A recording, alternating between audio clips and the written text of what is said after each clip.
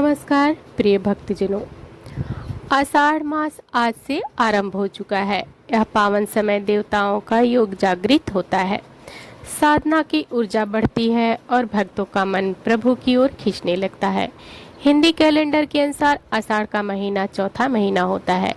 यह मास केवल व्रतों और उपवासों का ही नहीं बल्कि आत्मा के भीतर प्रभु के साक्षात्कार का अवसर है। आज से हम शुरू कर रहे हैं आषाढ़ मास की दिव्य कथाओं की यह पवित्र श्रृंखला, जिसमें हर दिन एक नई प्रेरणा, एक नई सीख और प्रभु से जुड़ने का एक नया माध्यम मिलेगा। इस शुभ प्रारंभ पर हम सबके लिए मंगल कामना करते हैं। जो पीड़ा में है उन्हें शांति मिले, जो भटके हुए हैं उन्हें मार्ग मिले और जो प्रभु की भक्ति में है उन्हें और अधिक गहराई मिले।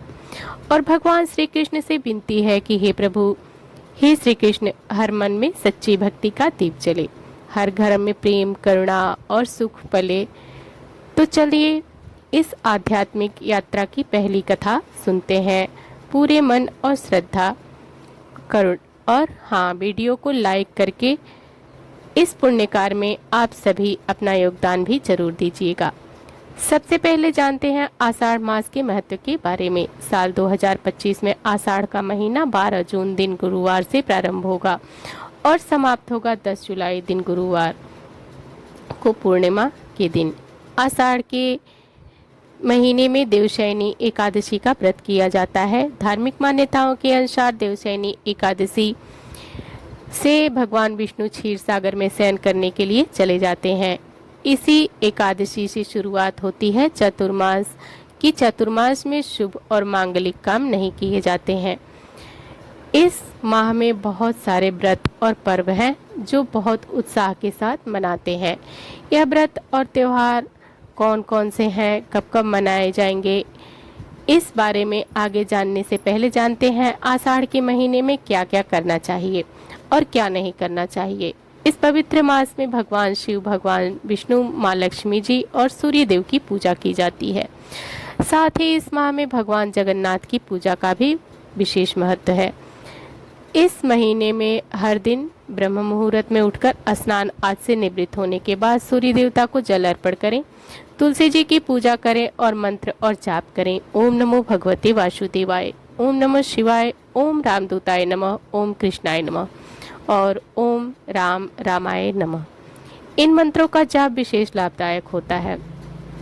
आषाढ़ मास में दान, यज्ञ, व्रत, देव पूजा, पितृ पूजा करने से भाग्य का साथ मिलता है और सभी सुखों की प्राप्ति होती है। निर्धन और जरूरतमंद लोगों को की जितनी हो सके सहायता करनी चाहिए। धन, कपड़ा, छाता, अन्न, जल, अनाज आदि का दान करना चाहिए। इस मास में तीर्थ यात्रा करने का विशेष महत्व है। ऐसा करने से शारीरिक और आध्यात्मिक लाभ मिलता है। साथ ही इस महीने में सौंफ, हींग और नींबू का सेवन करने से शरीर स्वस्थ रहता है। क्या ना करें, इस महीने में आप बैगन, मसूर की दाल, गोभी, लहसुन, प्याज, मांस, मछली, मदिरा आदि या अन्य नशीले पदार्थों से दूर रहें। यहाँ तक कि इस महीने में पत्तेदार सब्जियों का सेवन भी नहीं करना चाहिए। ज़्यादा तली भुनी चीज़ों से बचना चाहिए। क्रोध, अहंकार आदि से दूर रहना चाहिए। किसी का अपमान न करें, अपशब्द न बोलें और अगर कोई घर पर आ जाए तो उस व्यक्ति को खाली हाथ न लौटाएं। हर महीने की शुरुआती संकष्टी चतुर्थी व्रत से होती है और इस बार 14 जून शनिवार को आषाढ़ मास का यह पहला व्रत रहेगा जो कृष्ण पक्ष की संकष्टी चतुर्थी रहेगी। इसके बाद 15 जून रविवार को मिथुन संक्रांति, 18 जून बुधवार को कालाष्टमी, 21 जून शनिवार को आषाढ़ कृष्ण पक्ष की योगिनी एकादशी रहेगी। इस बार एकादशी का व्रत 2 दिन रहेगा। 22 जून रविवार को वैष्णव योग से योगिनी एकादशी रहेगी। 23 जून सोमवार को प्रदोष व्रत और मासिक शिवरात्रि का शुभ संयोग बन रहा है। 24 जून मंगलवार को रोहिणी व्रत रहेगा। 25 जून बुधवार को आषाढ़ी अमावस्या होगी और आषाढ़ गुप्त नवरात्रि का शुभारंभ होगा। 26 जून दिन गुरुवार से 27 जून शुक्रवार को पूरी जगन्नाथ रथ यात्रा का आयोजन होगा। 28 जून दिन शनिवार को आषाढ़ शुक्ल पक्ष की विनायक चतुर्थी का व्रत रहेगा।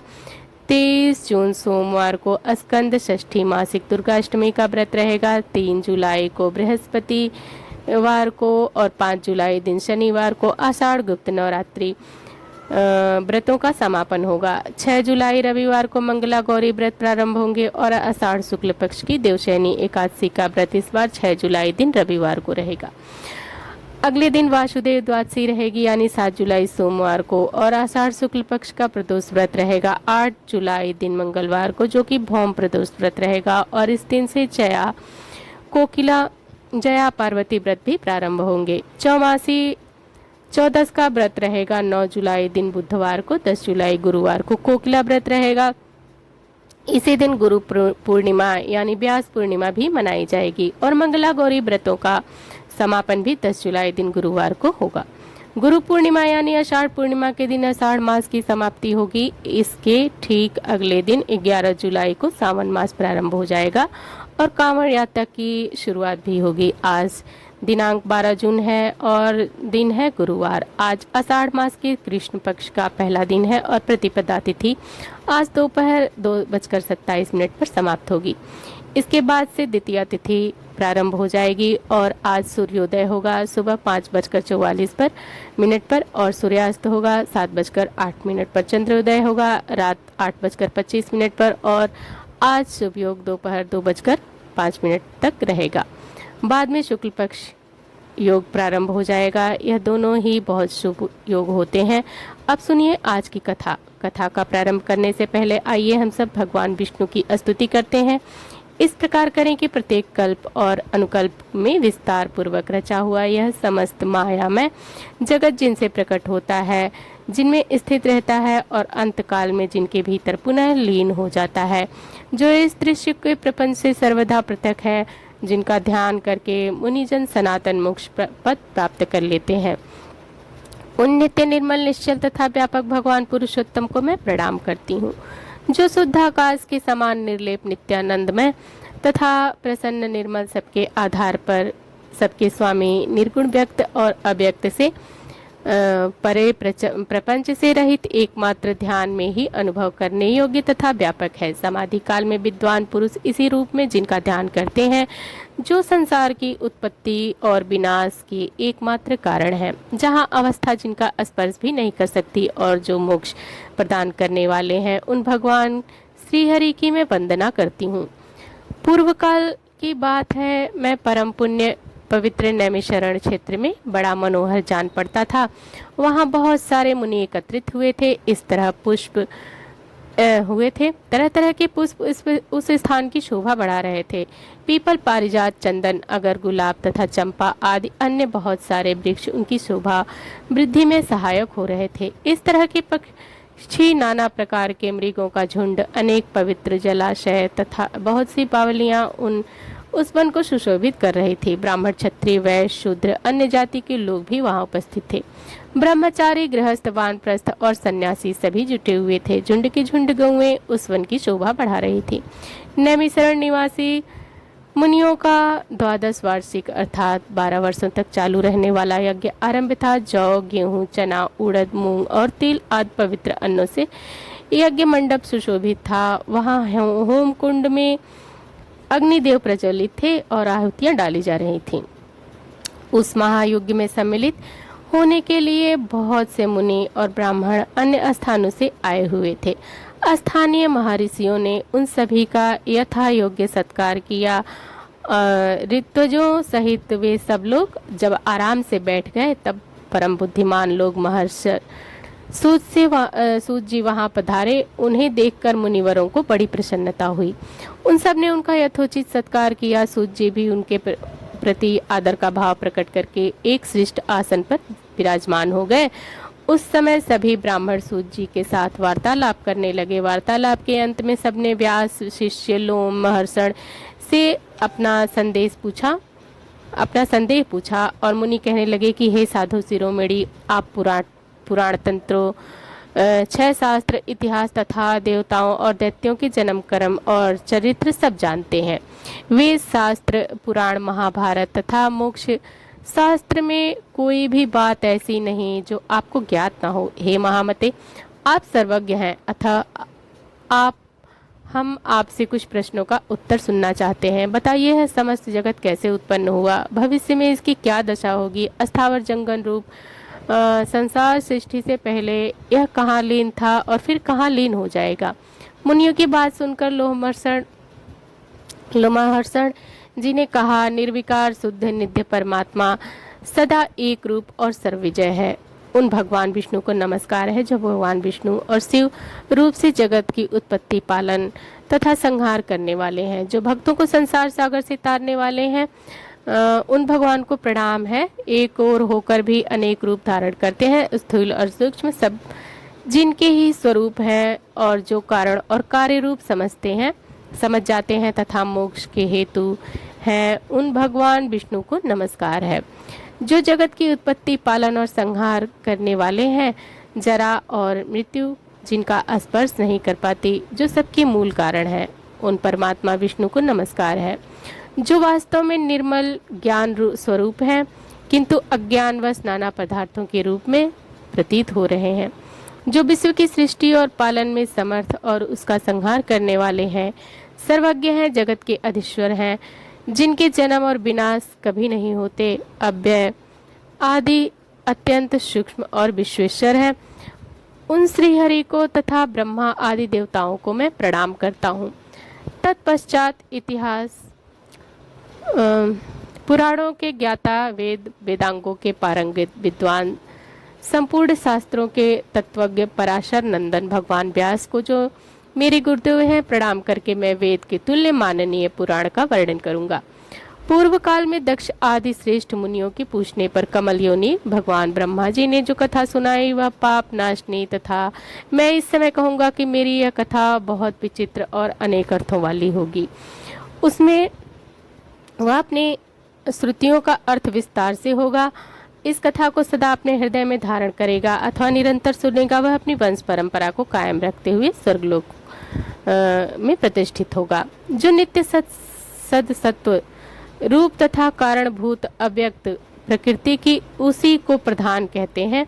उसी से पुरुष ने इस विश्व का निर्माण किया है। मुनिवरों, अमित तेजस्वी ब्रह्मा जी को ही पुरुष समझो, वे समस्त प्राणियों की सृष्टि करने वाले हैं तथा भगवान नारायण आश्रित हैं। हे मुनिवरों, अब मैं आप सभी से ब्रह्मा जी ने अपने श्रीमुख से जिस कथा का वृत्तांत कह सुनाया वो उसका वर्णन करने जा रहा हूँ। ध्यानपूर्वक सुनो। एक समय मुनियों ने कहा कि हे भगवान, हमें तीर्थ की महिमा का विस्तार पूर्वक श्रवण करने पर भी तृप्ति नहीं होती, आप किसी गोपनीय तीर्थ का वर्णन करिए। मुनियों की बात सुनकर श्री ब्रह्मा जी के कहने लगे, हे श्रेष्ठ ब्राह्मणों, पूर्व काल में देवर्षि नारद जी ने मुझसे यही प्रश्न पूछा था। उस समय मैंने प्रयत्न पूर्वक जो कुछ उनसे कहा वही तुमसे भी बतलाता हूँ। देवर्षि नारद ने पूछा कि हे जगतपते, स्वर्गलोक, मृत्युलोक और रसातल में कुल कितने तीर्थ हैं तथा सभी तीर्थों में सदा कौन सबसे बढ़कर और कौन है? तो ब्रह्मा जी ने कहा कि देवर्षि, स्वर्गलोक में, मृत्युलोक और रसातल में 4 प्रकार के तीर्थ हैं। 4 प्रकार के तीर्थ हैं। हे देव, असुर, आश और मनुष्य, यह तीनों लोकों में विख्यात है। जम्बूद्वीप में भारतवर्ष तीर्थ भूमि है, वह तीनों लोकों में विख्यात है। हे पुत्र, वह कर्म भूमि है, इसके लिए उसे तीर्थ कहते हैं। पहले मैंने तुम्हें जो बताया है वे सब तीर्थ भारतवर्ष में ही हिमालय और विंध्य पर्वत के बीच 6 ऐसी नदियां हैं जिनका प्राकट्य ब्रह्मा, विष्णु तथा शिव इन देवताओं से हुआ है। इस प्रकार दक्षिण समुद्र तथा विंध्य पर्वत के बीच भी 6 देव संभव नदियां हैं। यह 12 नदियां प्रधान रूप से बतलाई गई हैं: गोदावरी, भीमरथी, तुंगभद्रा, कृष्णवेणी, तापी और प्योष्णी। यह विंध्य पर्वत के दक्षिण की नदियां हैं। भागीरथी, नर्मदा, यमुना, सरस्वती, विशोगा, वितस्तता और यह विंध्याचल और हिमालय पर्वत के संबंध में रखने वाली नदियां हैं। इन पुण्यमयी नदियों को देव तीर्थ बतलाया गया है। कुल्लासुर, वृत, त्रिपुर, अंधक, हैमुद्रा, लवण, नमुष, स्टंगक, यम, पाताल, केतु, मैं तथा पुष्कर, इनके द्वारा आवृत तीर्थ आसुर कहलाते हैं। प्रभास, भार्गव, अगस्ती, नर नारायण, वशिष्ठ, भारद्वाज, गौतम और कश्यप इन ऋषि मुनियों द्वारा सेवित तीर्थ ऋषि तीर्थ हैं।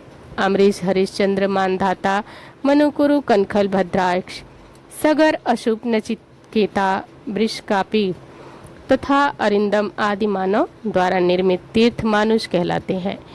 यह सब यश तथा उत्तम फल की सिद्धि के लिए निर्मित हुए हैं। तीनों पुण्य तीर्थ कहा गया है। इसी प्रकार मैंने तीर्थ भेद बदलाए। महादैत्य राजा बलि देवताओं का के अजय शत्रु हुए। उन्होंने धर्म, यश, प्रजा पालन, गुरु, भक्ति, सत्य, भाषण, बल, पराक्रम, त्याग और क्षमा के द्वारा वह सम्मान प्राप्त किया जिसकी तीनों लोकों में कहीं कोई तुलना नहीं है। उनकी बढ़ती हुई समृद्धि को देखकर देवताओं को बड़ी चिंता हुई। वह आपस में सलाह करने लगे कि हम बलि को कैसे जीत लें। राजा बलि के शासन काल में तीनों लोग निष्कंटक थे। वहीं पर आधि, व्याधि अथवा शत्रु की कोई बाधा नहीं थी। अनावृष्ट और अधर्म का तो नाम भी न था। स्वप्न में भी किसी को दुष्ट पुरुष का दर्शन नहीं होता था। देवताओं को उनकी उन्नति बाण की तरह चुभने लगी थी। बलि की कीर्ति रूपी तलवार से वे टुकड़े टुकड़े हो जाया करते थे तथा उनके शासन रूपी शक्ति देवताओं के समान अंग विदर्भ हो रहे थे। अतः उन्हें कभी शांति नहीं मिलती थी। इस कारण देवता उनसे द्वेष करने लगे थे। उनके यश रूपी अग्नि से जलने लगे थे। अतः वे व्याकुल होकर भगवान विष्णु की शरण में आए। देवतागण भगवान विष्णु से कहने लगे कि हे शंख चक्र गदा धारण करने वाले जगन्नाथ, हम पीड़ित हैं, हमारी सत्ता छिन गई है, आप हमारी रक्षा कर लीजिए। शस्त्र शास्त्र धारण करते हुए आप जैसे स्वामी होते हुए हम पर ऐसा महान दुख आ पड़ा है। प्रभु, हमारी जो वाणी आपको प्रणाम करती है वह एक दैत्य को कैसे नमस्कार करेगी। हे सुरेश्वर, आप ऐश्वर्य से पुष्ट होकर अपने ही पराक्रम से तीनों लोकों को जीतकर हम स्थिर होंगे।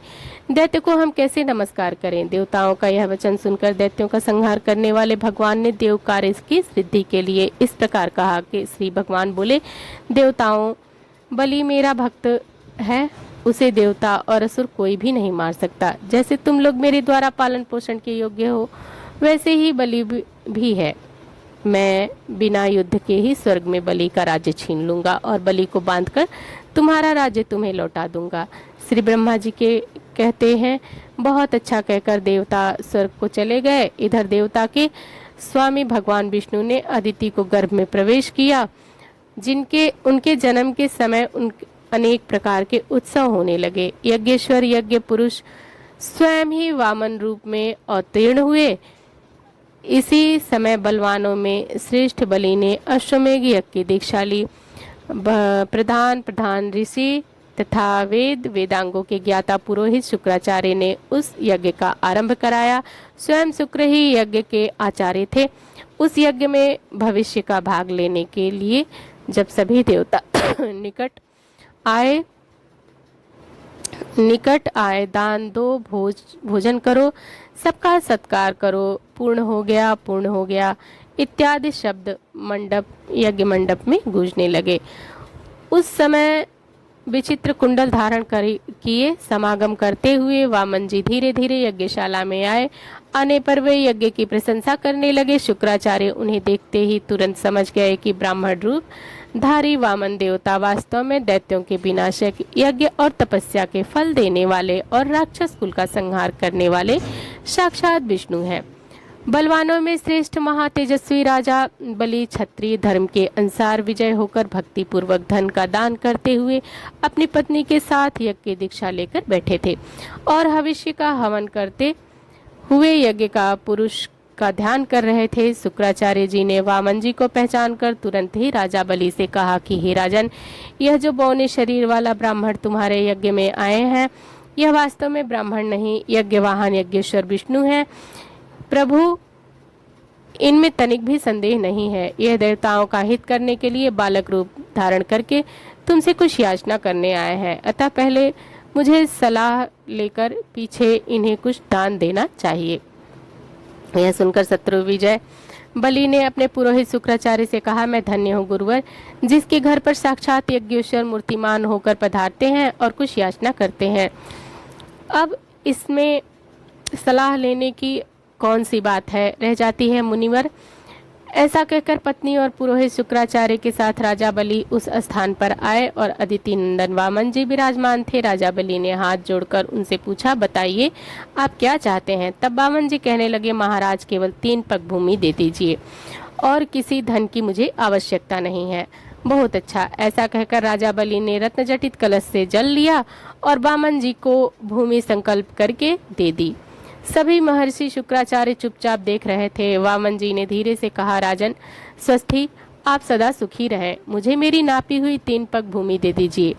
बलि ने तथास्तु कहकर जैसे ही वामन जी की ओर देखा, वे विराट रूप हो गए और चंद्रमा और सूर्य उनकी छाती के समान आ गए। उन्हें इस रूप में देखकर स्त्री सहित दैत्यराज बलि ने विनय पूर्वक कहा, जगन्मय विष्णु, आप अपनी शक्ति भर पैर बढ़ाइए। वामन रूपधारी श्री विष्णु बोले, दैत्यराज देखो, मैं पैर बढ़ा रहा हूँ। बलि ने देखकर कहा, बढ़ाइए, अवश्य बढ़ाइए। तब भगवान ने पृथ्वी के नीचे स्थित कच्छप की पीठ पर पैर रखकर पहला पग बलि के यज्ञ में रख दिया, किंतु उनका पृथ्वी के नीचे उनका दूसरा पग ब्रह्मलोक तक जा पहुंचा। उस समय उन्होंने बलि से कहा, दैत्यराज 2 पग तो मैंने रख लिए, लेकिन तीसरा पग रखने के लिए स्थान तो बचा ही नहीं, कहाँ रखूं, स्थान दो। यह सुनकर बलि ने हंसते हुए कहा कि हे जगन्मय देवेश्वर, आपने ही तो जगत की सृष्टि की है, मैं तो इसका सृष्टा नहीं हूँ। यदि यह छोटा सा या थोड़ा हो गया है तो इसमें आपका ही दोष है, मैं क्या करूं। केशव, फिर भी मैं अपनी कभी असत्य नहीं बोलता, अतः मेरे सत्य की रक्षा करते हुए आप अपना तीसरा पग मेरी पीठ पर ही रख दीजिए। बलि की यह वचन सुनकर ऋग वेद त्रय रूप देव पूजित भगवान प्रसन्न होकर बोले, दैत्यराज, मैं तुम्हारी भक्ति से अत्यंत प्रसन्न हूँ, तुम्हारा कल्याण हो वत्स, कोई वर मांगो। तब बलि ने जगत के स्वामी भगवान त्रिविक्रम से कहा कि प्रभु, अब मैं आपसे याचना नहीं करूंगा, आप खुद ही अपनी इच्छा से मुझे जो कुछ देना चाहते हैं वह दे दीजिए। भगवान ने स्वयं प्रसन्न होकर उन्हें मनवांछित वर दिया। वर्तमान समय में रसातल का राज्य, भविष्य में इंद्रप्रद, स्वतंत्रता तथा अविनाशी यज्ञ आदि प्रदान कर दिए। इस प्रकार दैत्यराज बलि को यह सब कुछ देकर भगवान ने उन्हें पुत्र और पत्नी सहित रसातल में भेज दिया और इंद्र को देवताओं का राज्य अर्पित कर दिया। इसी बीच में उनका जो दूसरा पग मेरे लोक में पहुंचा था, मुनिवर, उसे देखने के लिए मैंने सोचा कि यह मेरे जन्मदाता भगवान विष्णु का चरण है, जो सौभाग्यवश मेरे घर आ पहुंचा है। इनके लिए मैं क्या करूं जिससे मेरा कल्याण हो सके। मेरे पास जो यह श्रेष्ठ कमंडल है, इसमें भगवान शंकर का दिया हुआ पवित्र जल है। यह जल उत्तम वरदायक, शांति, सुखद भोग और मोक्ष का दाता है। विश्व के लिए मात्र रूप अमृतमय, पवित्र, औषध, पावन, पूजन, पूज्य, ज्येष्ठ, श्रेष्ठ, गुणमय तथा स्मरण मात्र से लोगों को पवित्र करने वाला है। यह जल मैं अपने पिता को अर्घ रूप में से अर्पित करूंगा। यह सोचकर मैंने वह जल भगवान के चरणों में अर्घ रूप से चढ़ा दिया। यह मंत्र युक्त अर्घ जल भगवान विष्णु के चरण में गिरकर मेरु पर्वत पर पड़ा, जो 4 भागों में बंटकर पूर्व, दक्षिण, पश्चिम तथा उत्तर दिशा में पूर्व पृथ्वी पर जा पहुंचा। दक्षिण में गिरे हुए जल को भगवान शंकर ने जटाओं में रख लिया। पश्चिम में जो जल गिरा वह फिर कमंडल में चला आया। उत्तम गिरे हुए जल को भगवान विष्णु ने ग्रहण किया तथा पूर्व में जो जल गिरा उसे देवताओं, पितरों, लोकपालों ने ग्रहण किया। अतः वह जल अत्यंत श्रेष्ठ कहलाया। भगवान विष्णु के चरणों से निकलकर दक्षिण दिशा में गया हुआ जल भगवान जो शंकर जी की जटा में स्थित हुआ, पर्व के समय शुभोदय करने वाला है। उसके प्रभाव का स्मरण करने से समस्त अभिलक्षित वस्तुओं की प्राप्ति हो जाती है। इसके बाद मुनिवर ने श्री ब्रह्मा जी से भगवान शंकर की जटा में जो दिव्य जल आकर स्थित हुआ उसके बारे में जानना चाहा, जिसका वृत्तांत आप आने वाले अध्याय में सुनिएगा।